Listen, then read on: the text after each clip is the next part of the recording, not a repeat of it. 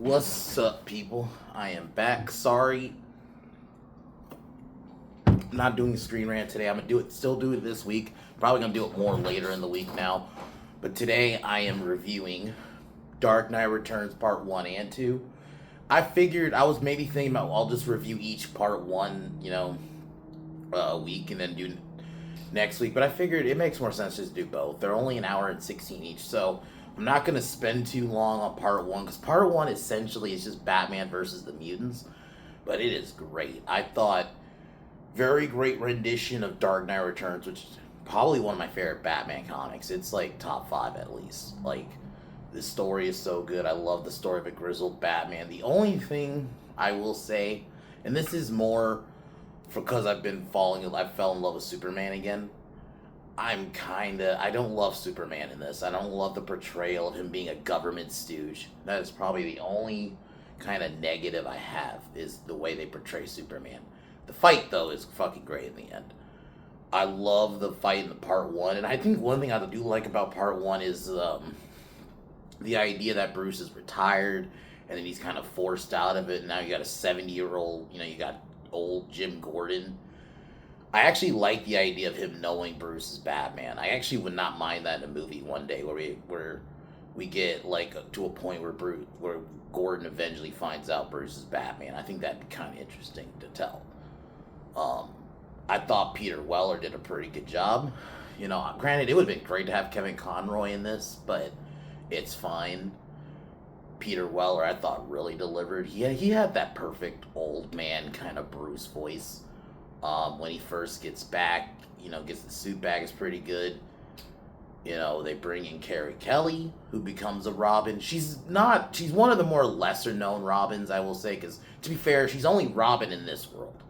She doesn't become Robin largely in I guess you want to call it Batman Prime, the Prime world, where the iconic stories, all the Robins and Nightwings, Nightwing, Robin, all the Robins, Batgirl, that's kind of story. She's not really part of that. She's more part of just this story, but I thought it was perfect. The reaction of Batman I really love, gets to a point that even the government have to get involved. And this is set in the 80s, 1986, which I love. So this is technically supposed to be in canon to when he first came around.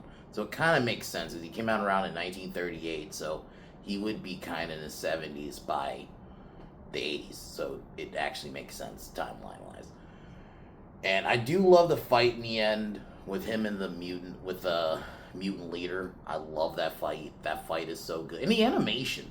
I really dig the animation, even though this came out in 2012. I think this was, but the animation was pretty good.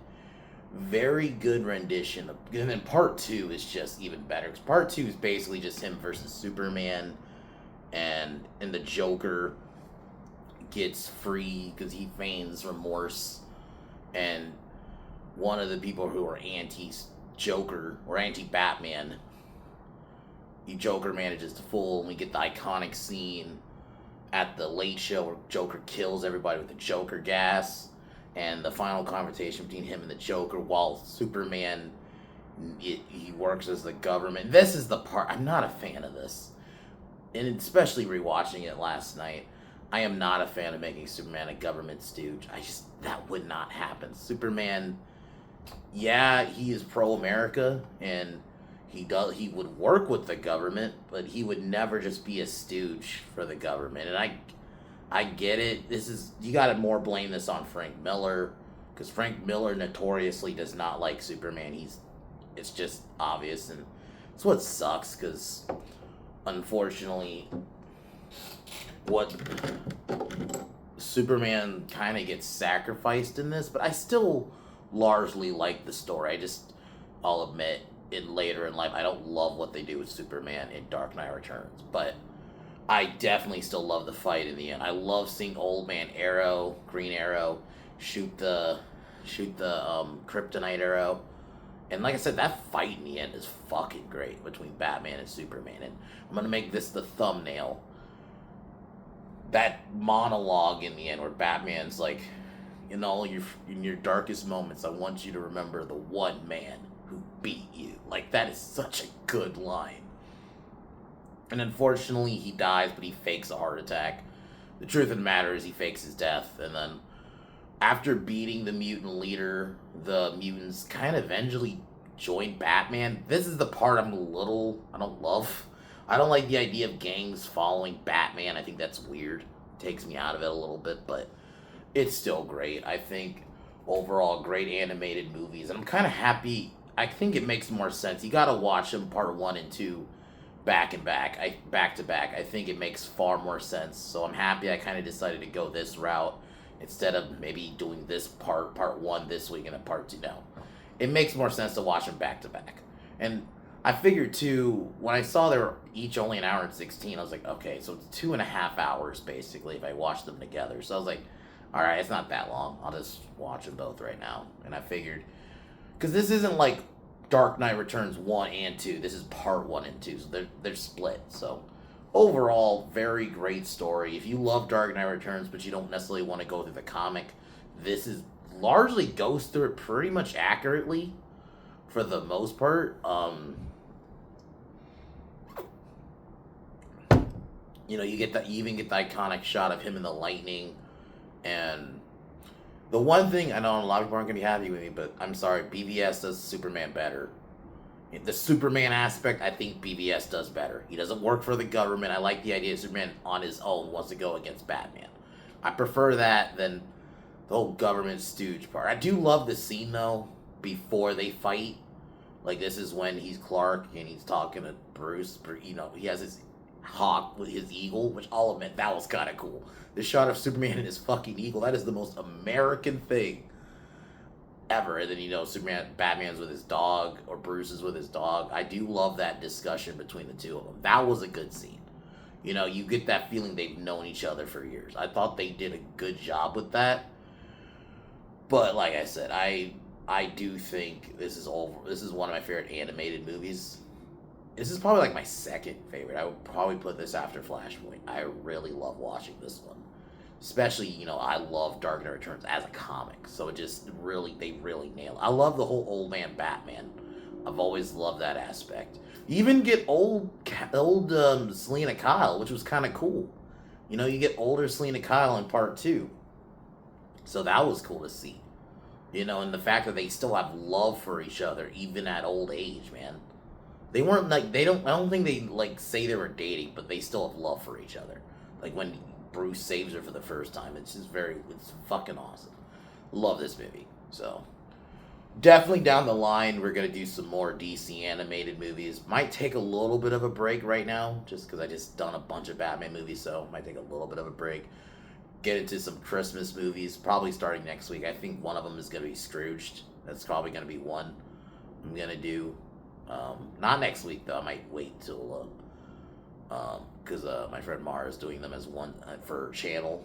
Going to be discussing them, so probably would make more sense to review that then, but try to find us some Christmas movies to review. I might do National Lampoon's Christmas Vacation. We're going to do that one. It's kind of wild because I have done a lot of the big Christmas movies, or at least the big name ones. I'll try to find some Christmas horror review. Might do a list of my favorite Christmas horror movies. Might do that. Probably do that closer to Christmas. Yeah. But anyway, other than that, yeah.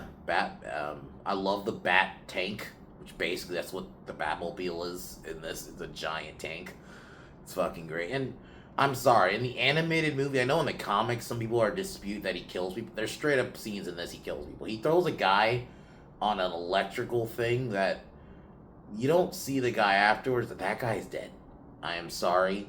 He got electrocuted to death. There's only so long. I do love the scene, I believe you've seen with the gun, where he shoots the gun out of the guy's hand and then he knocks him out and he's like, I believe you. So overall, I love this movie. So tomorrow the plan is to review How to Train Your Dragon 2.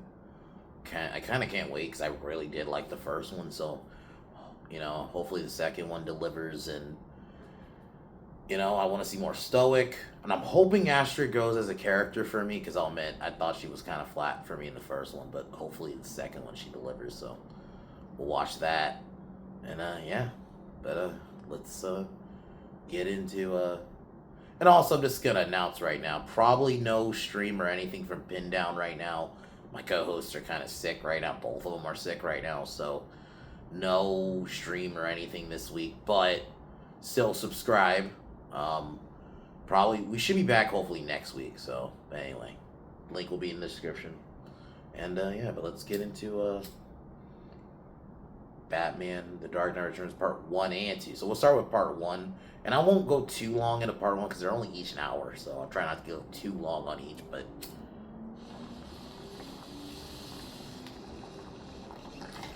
was technically I am reviewing two movies. But I do view them as one story, but because technically they are two movies, this is kind of a first, so I don't want to spend too long. Because Part 1, really a lot of it is just him going against the mutant leader and the mutants and stuff. That's kind of it, if you really boil it down, and Batman coming out of retirement.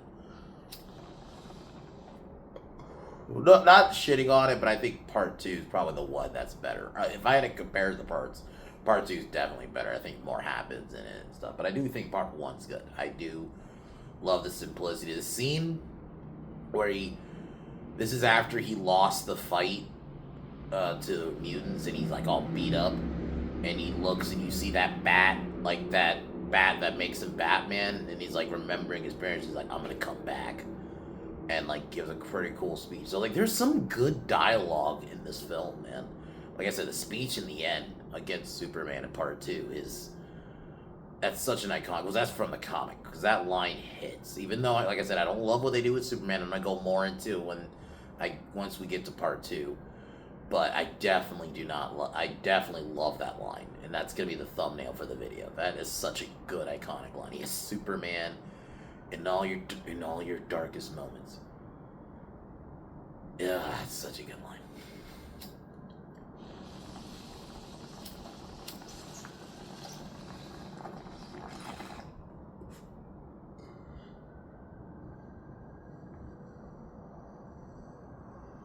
Anyway, so the movie, we're gonna start with Part 1. After the death of Jason Todd. So this is after in a way, even though timeline wise doesn't make sense, because Jason Todd he retired for Batman for 10 years. So the only difference is, yeah, he kind of has the Jason Todd story, but it doesn't tie into Red Hood, because he doesn't, because when he's Red Hood, he still has a Robin, because there's no Dick Grayson or anything in this. So Gotham is now terrorized by the mutants. Batman has been retired for 10 years, so Bruce just lives his normal life. He does, like, the film kind of starts with him having a meeting with Jim Gordon, and they're still friends. And you see him kind of walking. Oh no, Dick Grayson is mentioned. He lost touch with Dick, so it's the Joker is catatonic in Arkham. So, like, kind of everything that Batman's been normally doing is all just kind of quiet right now. Harvey Dent goes plastic surgery. This is post, like, him being Two-Face. I really do like they go into, like, what happened to all some of the iconic villains. And throughout the film, he kind of remembers his parents' death. And then I think this is like one of his last times when he was Batman. He rescues a girl named Carrie Kelly, and he kills a guy. That guy got killed. I am sorry. He throws a guy in a thing and he gets electrocuted. So he eventually does become Batman again, which I really love. And this is where we get into like the public reaction aspect of the film, the interviews with the different people throughout Gotham. I love that part, especially when they talk about the return of Gotham. You got Lana Lang, who's kind of pro-Batman. So I do like that. Like, they still tie in with the whole DC universe. Lana Lang is part of the Superman part of DC, so it's kind of cool to have her mentioned here, because obviously Superman's going to be in the film in Part 2. So it's really good. And then I'm just gonna kind of jump ahead. After Batman beats Dent's henchman, this is where he confronts the mutants and where all the mutants, and this is where we meet the mutant leader, who I love his design. I love the look of mutant leader. And this is where Batman goes, but he is followed by Carrie Kelly, now dressed as Robin. And this is where we get the Bat Tank scene, which I fucking love that scene, man. That Bat Tank scene is so cool. The Bat Tank, the idea of it is just, it's from the comic, straight out, like when he comes and he takes out some of those guys. I think they show he doesn't kill them. I think he kind of knocks him out. I mean, he very much fucks him up. Like, definitely. So, he takes, after taking out, like, most of mutant leader's men, the mutant leader demands Batman come out of the tank. This is where we get the fight, and mutant leader, well, Batman wins the fight, but definitely he doesn't leave bruised. He doesn't leave fucked without being fucked up. Like, he gets his arm broken, and there was some points in that fight mutant leader had him down. So I like that they done that fight well. I really think if someday, and I know technically you could say we kind of had a BVS, but like if we just got a pure adaptation, live action adaptation of Dark Knight Returns. Grant, I actually think you can just make you don't. I don't think you need to split into two movies. I think you can do part 1 and part 2 easily in one movie. I think part 1 you just make like 30 minutes. You can condense it to 40, and then the last bit is part 2. Because I think part 2 is the bigger story for being real. Because part 1, it ultimately is just him leading up to confronting Mutant Leader twice to get the first fight. And I do like the second fight where he's just covered in mud, and it's more of like Batman having to be smarter and all that. So like that's the one thing I like. Even in his older age, he still like has to adapt to, like, 'cause yeah, he's older. So this is a different story because, you know, there's the older Batman getting older, and then you get Batman Beyond, which I'm going to be honest, I kind of prefer that direction, but I do like the idea of an older Batman who's like, still, I'm a grizzled vet Batman. He's a bit more brutal at his older age. So, because even in the comic, he's kind of always been, in that specific comic, he's a bit more brutal.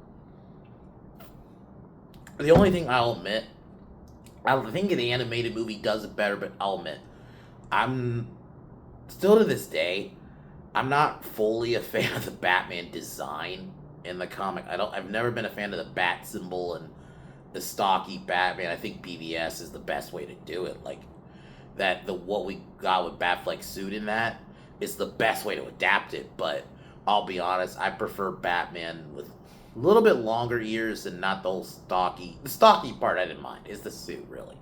But that's partially because I think it's the art that Frank Miller draws, which I don't think it works. I usually like Frank. Actually, you know what's weird? I actually love the Superman design, because I think that kind of design definitely suits Superman, because he's a bit more stocky. The S is smaller. His hair is much more out there. I actually dig the Superman design in Dark Knight Returns. I've always have. I just don't love the stooge aspect. But so Batman takes out most of the mutants. Mutant leader nearly has Batman for the kill, but Carrie Kelly comes to help for a distraction. Then Batman subdues him, but he gets kind of knocked out during the fight. So Carrie Kelly helps him up onto I guess it's a bat plane, but it's basically the helicopter. And instead of going to the hospital, Batman brings Carrie back with him, so she can basically be the new Robin to help him take out the rest of the mutants. And Alfred, I actually really love Alfred in this. I love the scenes with him. He's against basically putting another kid in this position, because there's a scene before they suit up to get ready to go out again. He's against there being another protege, mainly because he's like, I don't want what happened to Jade. It's twofold in a way, because it's also like he doesn't want Bruce to potentially go through another death. If this girl, let's say if Carrie Kelly dies, even though he may not have as much attachment, let's say like him and Jason, that would hit Bruce. And it's like now Bruce has two dead. We all know what happens with Jason. Granted, in this version, I guess he stays dead in a way, because it's not like he becomes Red Hood in the Dark Knight Returns version. So it's like he would have 2 deaths on him. So he's like, Alfred doesn't want him to go through, and obviously he doesn't want this girl to die. So he just rather keep her in safety, but also does not want Bruce to potentially go through another apprentice dying. So this is where Batman has Kelly disguise herself as a mutant so she can lure the gang to the West River and basically kind of take them out. While this happens, the mutant leader kills the mayor, and I think it's like a secret trap. So because he releases the mutant leader basically because he knows Batman's there to beat him. So that's the only reason. And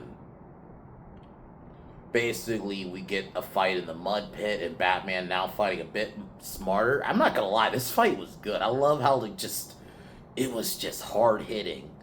And Batman, old man Bruce had to use tactics. I love that. Like, he had to be smarter, because I think in the first fight they try to show you that he tried to almost physically match up with the mutant leader, and it's like he knew that, because there's even a scene earlier on where he's talking to Alfred. He's like, I know what to do now. I have to fight smarter. I can't just, because I think it basically was him kind of saying, like, yeah, I can't just try to out-muscle him or try to muscle him up. So eventually the leader gets defeated, and they become the Sons of Batman, which I don't love that part. So Batman becomes public. The city stands up against crime.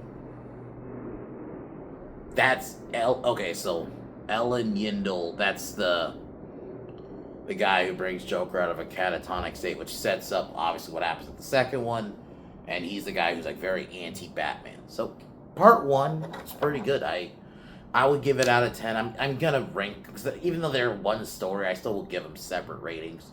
Part 1 is definitely like a 9.5 out of 10, or like a 9 out of 10, and I think part 2 is 9.5. I really love part 2 of Dark Knight Returns. So yeah, so part 1 is a 9 out of 10. I really like it. I think it's a nice telling of Batman coming out of retirement, but also like a good adaptation of the story. I actually like the concept of the mutants. There actually is like a good, perfect villain for like a futuristic old man Batman. I think, it was good. You could tell Frank Miller was probably like, I can't just do like the same villains again. Granted, he does do Joker, which makes sense for like the second part, but I do like that at least the first part, he didn't just go with the traditional Batman villains. The mutants are actually like, in terms of like, because as far as I know, maybe they came back in a later comic that I don't know about, but I'm pretty sure I only remember them being in like the Dark Knight Returns comic, and then that's it.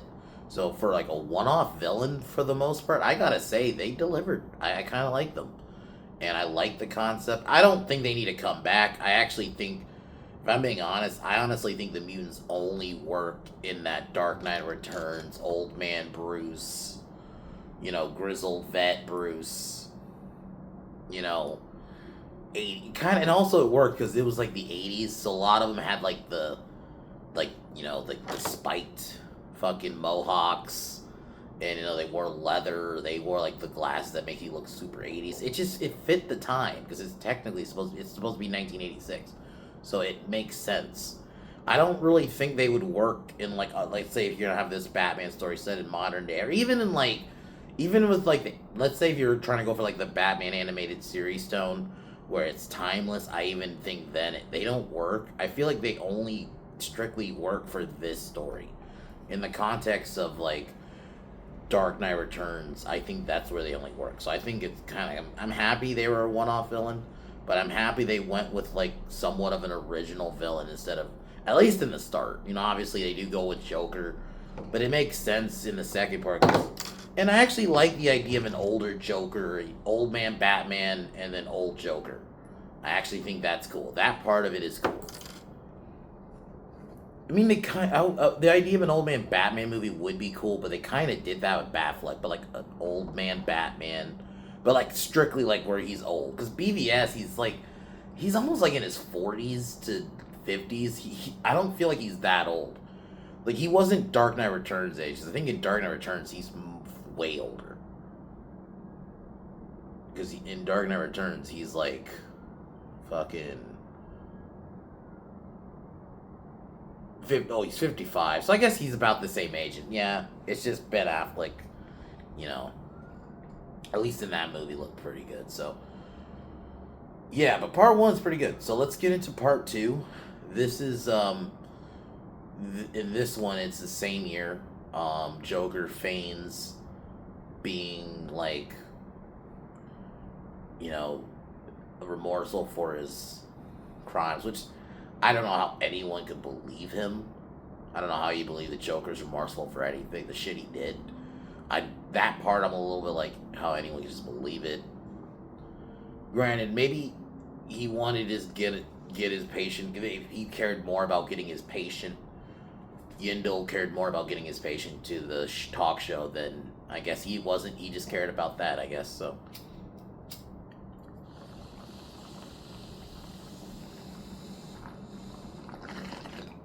This is where we get to ready to work for the government. Remember, this is in the 80s, so they're still, like, you know, in the Cold War. So there's scenes where he's just destroying, like, Russian ships or Soviet Union at the time. They were USSR. I think they would have just been the USSR at the time, which, you know, it's fine. Obviously, granted, this is the one thing I will say. I like Dark Knight Returns, but the one thing I do hate that it kind of started the whole Batman's fascist bullshit. That idea kind of came from there, and I get it. I don't necessarily think that's what Frank Miller thinks, because you're gonna get freaks who do think like that, and I think that's what this movie is going for. Because this movie, even this one in part two, they continue the whole how Batman affects the city, and that Yindel feels like what Batman did at Joker, because he goes on a talk show and talks about that. And Reagan asks Superman to end Batman's vigilantism. And this is where... And I do like the reveal where he's talking to Superman. You see Reagan talking, and then you hear Superman's voice, and then you cut to him, and it pans up, and you see, like, the back, and you see the yellow S on the back. I do like that. I really thought that... There were some pretty good shots, you know? And I love when animated movies do try to still have cinematography. You know, I don't... Sometimes I get bored of animated movies that... you know, don't even try anything because in their mind, well, it's animated, so I don't really need to try anything with cinematography. We'll only do that when it's like an actual film. Like, no, I like when they put effort in putting, like, Lion King has some beautiful cinematography, even though it's a cartoon. Like, that's a perfect example, you know, even though it's a cartoon show, Batman animated series, really good shots at times, man. Some of those shots, and...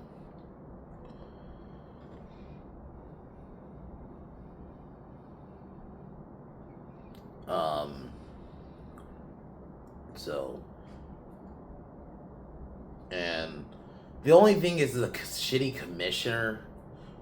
Throughout the film, you see this commissioner lady who I guess she's in the comic, but to me, I think she could have been written out. I didn't need her character. She was just there to be the anti-Gordon. All her character is there for is try to capture Batman, and that's all she cares about. This is where she deems Batman, orders Batman's arrest. Because this is when Joker makes his appearance while Batman fights with the GCPD. Which I'll admit, some of those fight scenes where it kept cutting from Joker on the talk show or getting ready for the show to start while Batman's trying to take out the people in the GCPD. And, Wolper. I got the names wrong. So Yindel is the cop, and Wolper is the guy who is pro-Joker.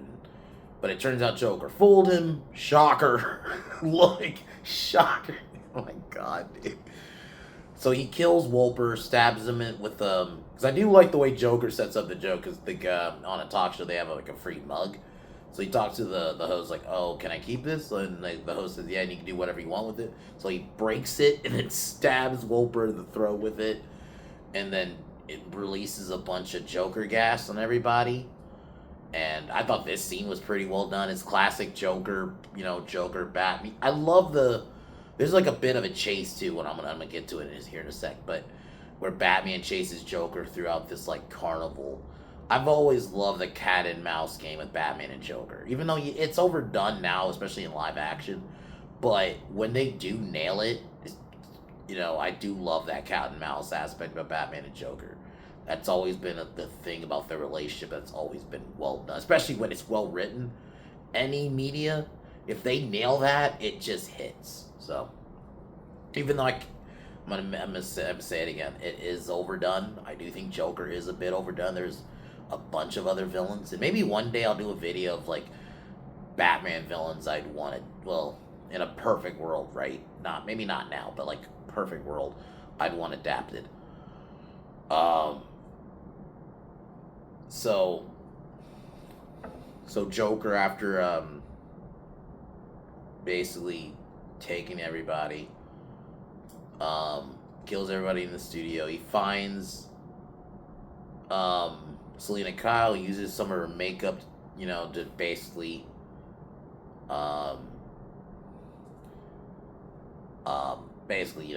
take over. Batman finds Selena, which I love this scene where he finds her, and you could tell the fact they still have love for each other. It was cool seeing old woman Selena Kyle. It was kind of cool. And like it's even funny because she's dressed like Wonder Woman, which is the reveal. Little not reveal, but it's just a nice little Easter egg. And so the Joker's at the fairgrounds because Kathy Kelly found some cotton. Carrie Kelly, not Kathy Kelly. Kathy Kelly's in wrestling. Jesus Christ. Carrie Kelly finds some cotton candy, and Bruce realizes at the fairgrounds, and this is basically where we get the final face. Well, pretty much the final face off.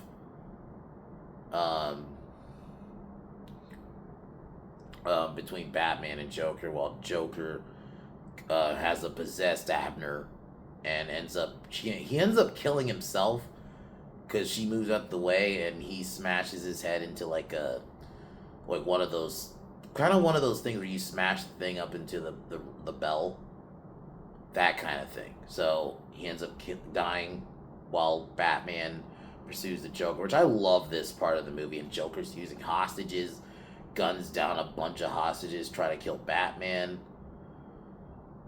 And I do like that Joker does wound him a couple times. There's a scene where he stabs the shit out of him. Like, this is when they're in, like, this, one of those kind of love tunnels at, like, these fairs. So, yeah, he ends up stabbing the shit out of Bruce. And I do... And I love that Bruce even acknowledges, like, for too long I've left you alive, and the amount of deaths, like he even finally acknowledges, like, I've left you alive too long. And Batman breaks Joker's neck, and basically to finally have the odd, basically Joker wants the people to turn on Batman, so he kills himself.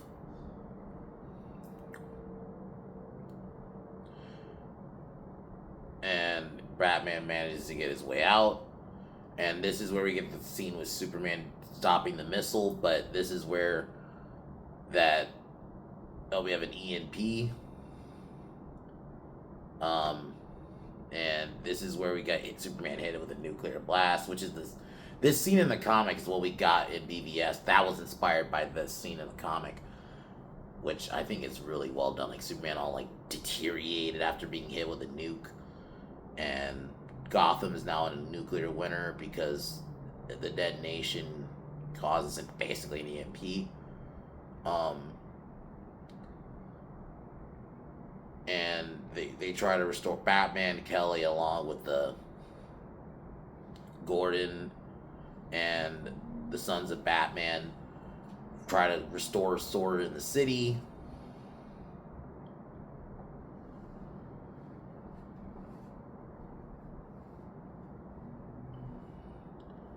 So this is where Batman and Superman have their pretty much fight in the end, and man, I do love this, and this is where we get the armor from the comic, and I do love the armor, and I love the fight. Like, he uses like a sound thing to fuck up Superman's hearing. Superman smashes that. Batman has like an EMP thing, well, not EMP, but like some electrical thing to try to zap Superman, even in his hands, and even has like a super punch. Like, they really show why Batman does go prepared, but I do like that Superman does take it to him. And it's like, you could tell Superman doesn't want to do it, but it's like, he has to.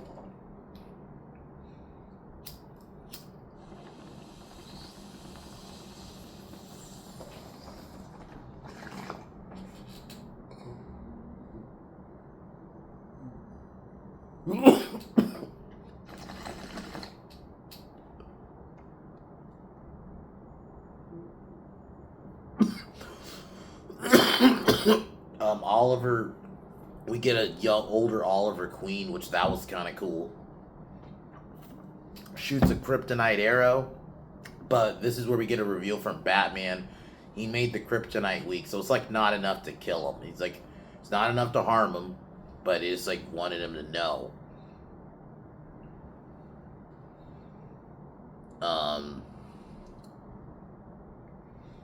Basically reminded that Batman could have killed him, and this is where we get the iconic speech. I really love that speech, man. That's such an iconic scene. And then Batman dies of a heart attack, and the Wayne Manor self-destructs, because that's always been a thing in any media. If Batman ever were to die, Wayne Manor would destroy itself, so the city doesn't know he's Batman. And unfortunately, Alfred dies, which that's pretty tragic. I'll admit, that was sad to watch. And Superman tells, and I do love the shot of Superman holding his body and telling the soldiers to stand down. The world finds out Bruce is Batman, and Superman leaves the funeral. Granted, there's a scene where, like, Selina snaps at Clark because I guess she knew Superman fought him, and she kind of blamed Clark, which kind of makes sense. She's emotional because she loves Bruce. They've always loved. So I love that they have that carryover. And after he smiles at Carrie Killer because you can hear her heartbeat, because you even see like the heart sensor even go off. It turns out Bruce faked his death. And preparations to continue his mission with his followers and Oliver, which I'll admit, this aspect I'm not a big fan of. Batman wouldn't have a gang. I just don't think he would, but it's fine. It's fine for this world, I guess. I can kind of let it go, because Dark Knight Returns is an Elseworld story. So that's why that part of it, but I don't love the idea of Superman being government, because Superman's not a government stooge. He would not just he would work with the government, he wouldn't work for the government. The amount of media that has shown that Superman isn't just, even like Man of Steel showed that. He's like, I'll work with you, but you don't boss me around. I make my own decisions, and I think that's the Superman I know. And you could tell Frank Miller just did not like Superman, so I just think they did kind of give Superman a shot. But I can't get mad at this movie for the portrayal. This is the comic, so. Other than that, I still love the Dark Knight Returns story, and I love this animated movie, and I think Part 2 is a 9.5. I really think this is probably one of the best. When I'm talking about, like, Dark Knight Returns being one of my favorite animated movies, I'm talking about specifically Part 2. Part 2, they really nail. And Mark, trying to find the actor who voiced Superman. Hold on. Mark Valley really nailed it as Superman. He didn't sound like Tim Daly, but I thought he sounded close enough. And that speech in the end, the only character I thought was kind of useless was Yindel. She wasn't needed, but other than that, and I don't love like Superman just being a tool for the government. That's not Superman, but take that out of it, I think Dark Knight Returns Part 1 and 2 are really great animated films. I definitely recommend them, especially Part 2. Part 2 really hits. If you really love Dark Knight Returns and you love the part of the comic where Superman and Batman fight, they really do nail it. They really do show you how great that fight is. Like, they really brought that fight from the comic to life in this, so. I would love a live action movie. Granted, I thought the BVS fight was kind of close. We kind of was somewhat close to this fight, but I would not mind like a straight up adaptation someday of Dark Knight Returns, and when Hollywood gets better. Yeah, I wouldn't mind it because this is a great story.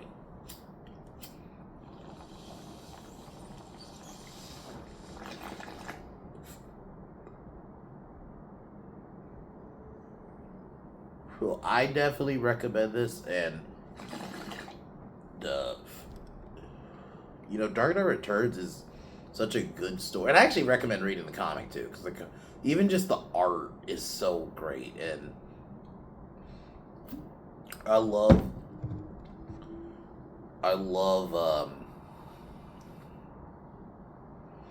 even though Watchmen wasn't Frank Miller, in a weird way, Dark Knight Returns is almost a good companion piece to Watchmen, because they're both set in the 80s. They both have that aspect of the reaction of the heroes, especially this one being about Batman. So I actually think this movie, not this movie, but like the story of Dark Knight Returns, I love because it has that. I love the Watchmen story too. So I love it. Does have that. They're both kind of connected in a way. So yeah, wanted to just mention that. And yeah, I think Peter Weller really nails it as Batman. I like Carrie Kelly. She's not my favorite Robin. She's not the most known Robin. She's only Robin in this story, but I didn't mind it. I don't mind her. I thought she was good. So, and it made sense. Dick Grayson wasn't around. This is a different world, right? So, yeah. But anyways, I love this movie. I love both of them. Tomorrow, we will be talking about How to Train Your Dragon 2. I don't have a lot to say as I've not seen it, so I just hope it's good. Because I've only seen the first one, and I really did like that first one. So, usually these movies do nail sequels for the most part. Especially if they don't... It only came out because I think it came out 4 years later, so... and I've been told the trilogy's good, so I'm hoping the second one's pretty good, so... Get more of these characters, and, yeah.